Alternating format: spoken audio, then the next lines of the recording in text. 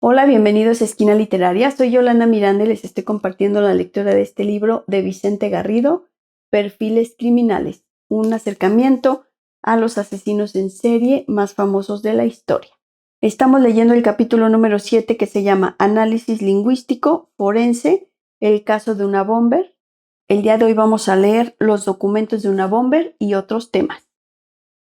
A mediados de 1995, el FBI disponía de 14 documentos pertenecientes a una bomber.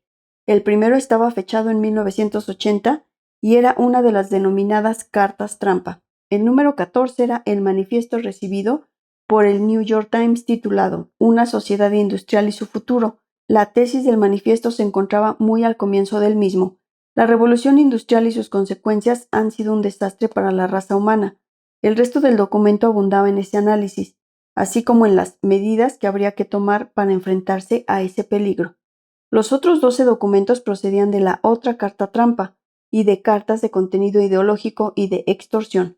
Las de contenido ideológico reflejaban su filosofía básica, a saber, que la tecnología era un peligro para la humanidad y que la única solución era la vuelta a una sociedad agraria donde la gente viviera en grupos de no más de 30 o 40 personas. Las cartas de extorsión decían lo siguiente: si el New York Times u otro periódico, como el Washington Post, que era su segunda opción preferida, accedían a publicar el manifiesto, dejaría de mandar bombas para matar a gente, aunque se reservaba el derecho de enviarlas con el propósito de cometer sabotaje. Otro documento amenazante fue enviado poco antes del manifiesto al San Francisco Chronicle, y en él avisaba que iba a hacer explotar una bomba en un vuelo de Los Ángeles. Se adoptaron medidas de seguridad que en aquellos años eran excepcionales y que por desgracia ahora, después del 11S, todos conocemos bien. Pero nada se detectó. El propio Unabomber explicó posteriormente que era una amenaza falsa, que solo quería que se tomaran en serio el manifiesto que había llegado al New York Times y otros periódicos y publicaciones como Scientific American y Penthouse, poco después, y que también había sido un modo de refrescar al público americano el hecho de que él estaba ahí, a la expectativa, siempre amenazante, dada su corta memoria. Todos los documentos estaban escritos en una máquina fabricada en los años 30, una Smith Corona. Las 56 páginas del manifiesto estaban escritas mediante copias de papel carbón. Desde 1993 en adelante, todas las cartas estaban franqueadas por el Servicio Postal del Norte de California, generalmente el área de San Francisco. Análisis inicial. En 1995, Fitzgerald se desplazó desde Cuántico a San Francisco, con la misión de realizar un análisis lingüístico forense. Frente a él tenía una ingente tarea: revisar cerca de 40,000 palabras escritas a máquina en 70 páginas, en espacio sencillo. De ellas, 35,000 correspondían al famoso manifiesto. Fitzgerald se puso manos a la obra. Lo primero que había que hacer era mantener los originales indemnes, y para eso había que sacar copias en las cuales poder subrayar con colores diferentes distintos tipos de palabras y poder escribir las anotaciones pertinentes. ¿Qué debemos analizar en un documento para que nos diga algo del perfil de quien lo ha escrito? El estudio de este caso es importante porque nos revela cómo se llevó a cabo uno de los primeros esfuerzos importantes por aplicar la metodología del análisis lingüístico a un caso criminal relevante, y desde luego fue el primero en aplicarse a un caso de asesinato serial. Hubo 3 víctimas y muchos más heridos. Por más que el método fuera peculiar, lo primero que consideró el investigador es el paso del tiempo, ya que las reglas de ortografía y gramática, aunque esencialmente no cambian, pueden haberlo hecho en algunos detalles en los cerca de casi 20 años en los que estuvo en activo una bomber. De ahí que Fitzgerald consultara libros de referencia al respecto, correspondientes a las décadas de 1970, 1980 y 1990. Un segundo aspecto de análisis que consideró fue el empleo en ocasiones difícil o confuso de reglas ortográficas o gramaticales, en las que el autor, no obstante, no había cometido error alguno. También se consideró la presencia de frases o palabras inusuales y oraciones que pudieran tener un significado autobiográfico. ¿Qué obtuvo Fitzgerald del análisis del documento? El estilo era áspero y carente de todo humor. Los resultados principales fueron: una bomber tenía un gran dominio del lenguaje, prácticamente no cometía errores al escribir. El formato era propio de una tesis académica. Cada párrafo estaba numerado, 232 en total, y había notas a pie de página y referencias bibliográficas al final del capítulo. A pesar del odio mostrado contra las empresas tecnológicas, solo se mencionaba la Sylvan Learning Center, una empresa de poca relevancia. Sorprendía que no hiciera referencias a grandes empresas como General Motors, IBM o Microsoft. En el manifiesto subrayó algunas palabras y frases, lo que sin duda revelaba que eran importantes para él. Algunas de las palabras y frases más distintivas del escrito eran quimérico, correligionario, anomia, vacuidad de la clase media y sobre todo lógico de cabeza fría, expresión que luego tendría un marcado interés. El análisis de contenido mostró la frecuencia elevada de determinadas palabras como sociedad, 254 veces, poder, 234, tecnología, 198 y libertad y o autonomía, 125. Influencias en los escritos de una bomber. Otro elemento importante del análisis lingüístico es averiguar los libros que se supone que inspiran al autor del texto examinado. Una bomber citaba 5 obras, entre las que se hallaban varios números de Scientific American y 4 libros que a nosotros poco nos dicen, pero cuyo contenido era filosófico o sociológico, títulos como El creyente auténtico o Violencia en América, perspectivas históricas y comparativas. El grupo especial aprendió que las ideas de una bomber no eran muy originales, sino que muchas de ellas procedían de un libro de 1964 escrito por Jacques Ellul, titulado La Sociedad Tecnológica, así como de la doctrina de una secta conocida como los luditas, que se oponían a la revolución industrial de principios del siglo XIX en Inglaterra.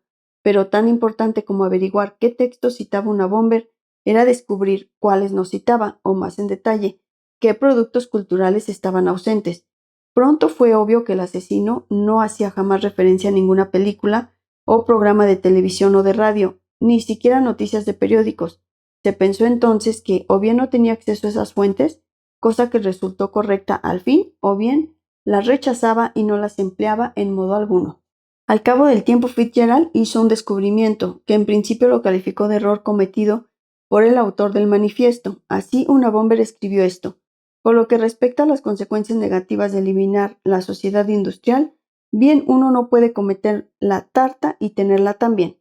Fitzgerald razonó que se trataba de una desviación del modo en que la gente normalmente dice la última frase, que es: uno no puede tener la tarta y comerla también, y pensó que tal error podría luego tener un gran valor probatorio si fuera necesario demostrar que ese texto había sido escrito por el autor de las muertes.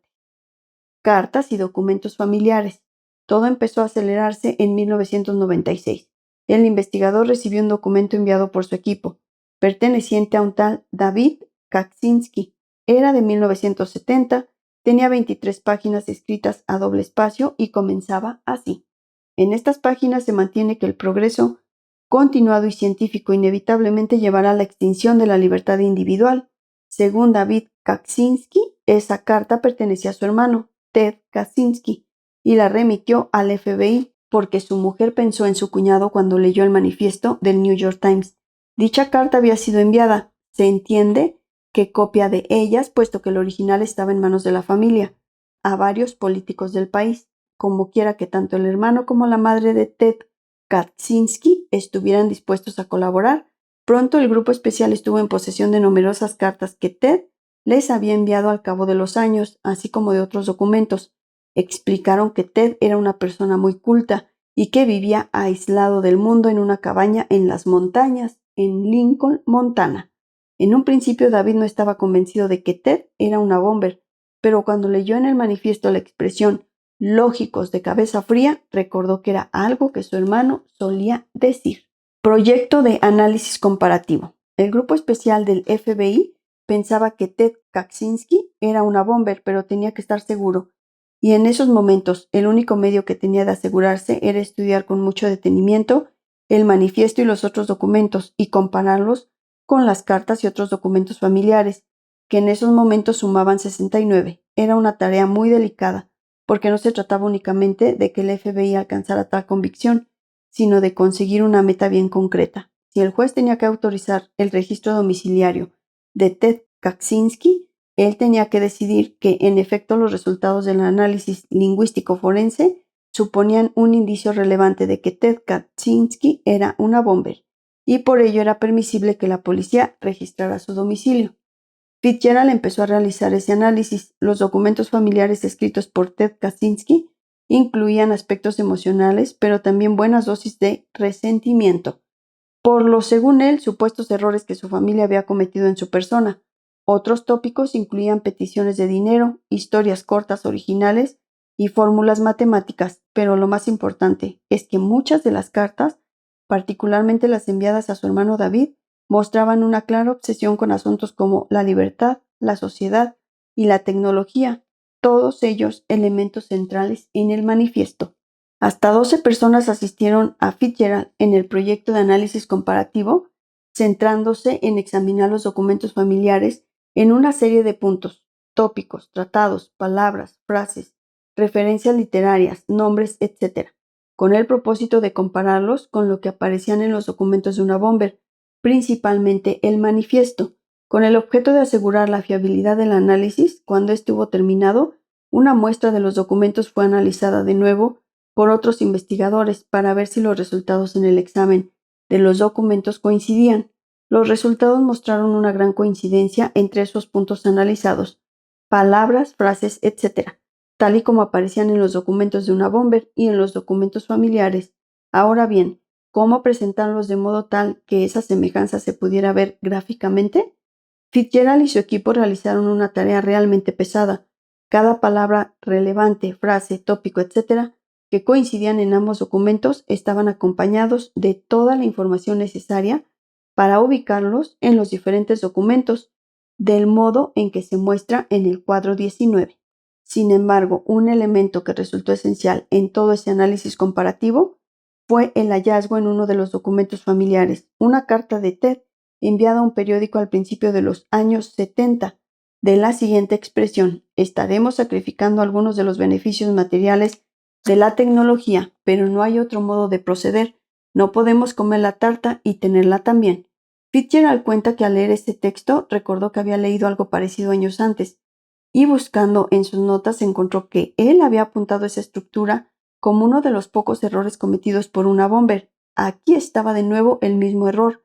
Con el tiempo, el investigador supo que esa forma de hablar era la más correcta, pero eso no cambiaba las cosas. En Estados Unidos la gente normalmente empleaba la otra expresión ya reseñada antes. Si Ted Kaczynski no era una bomber, se trataba de una coincidencia extraordinaria.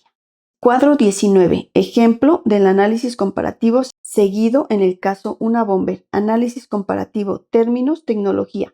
Documentos una bomber. Páginas 3, 7, 8. Siguen muchas otras. Página 3, línea 7. La tecnología tiene el poder de destruir el alma de la libertad. Documentos familiares. Página 9, 26, 32. Siguen otras muchas.